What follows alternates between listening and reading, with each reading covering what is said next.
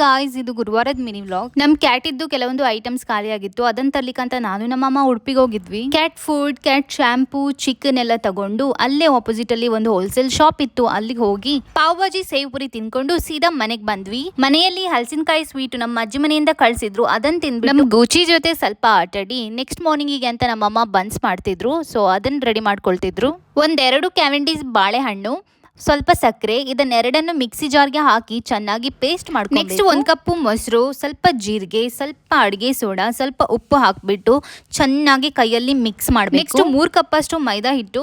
ಇದನ್ನು ಒಂದೇ ಸಲ ಹಾಕ್ಲಿಕ್ಕಿಲ್ಲ, ಸ್ವಲ್ಪ ಸ್ವಲ್ಪನೇ ಹಾಕ್ತಾ ಮಿಕ್ಸ್ ಮಾಡ್ತಾ ಬರಬೇಕು. ಮಿಕ್ಸ್ ಮಾಡುವಾಗ ಸ್ವಲ್ಪ ತೆಂಗಿನೆಣ್ಣೆ ಹಾಕ್ಬಿಟ್ಟು ಮಿಕ್ಸ್ ಮಾಡಿದ್ರೆ ಸ್ವಲ್ಪ ಕ್ರಿಸ್ಪಿಯಾಗಿ ಬರುತ್ತೆ ಬನ್ಸು. ಹಿಟ್ಟು ಕಲಸಿ ಆದ್ಮೇಲೆ ಲಾಸ್ಟ್ಗೆ ಸ್ವಲ್ಪ ಮೇಲೆ ಎಣ್ಣೆ ಹಾಕ್ಬಿಟ್ಟು ಒಂದು 6 to 8 hours ಇಟ್ರೆ ಆಯ್ತು. ಮತ್ತೆ ನೆಕ್ಸ್ಟ್ ಬನ್ಸ್ ಮಾಡಿದ್ರೆ ತುಂಬಾ ಚೆನ್ನಾಗಿ ಬರುತ್ತೆ. ಫುಲ್ ವ್ಲಾಗ್ ಯೂಟ್ಯೂಬ್ ಅಲ್ಲಿ ಅಪ್ಲೋಡ್ ಮಾಡಿದ್ದೀನಿ, ಚೆಕ್ ಮಾಡಿ. ಓಕೆ, ಬಾಯ್.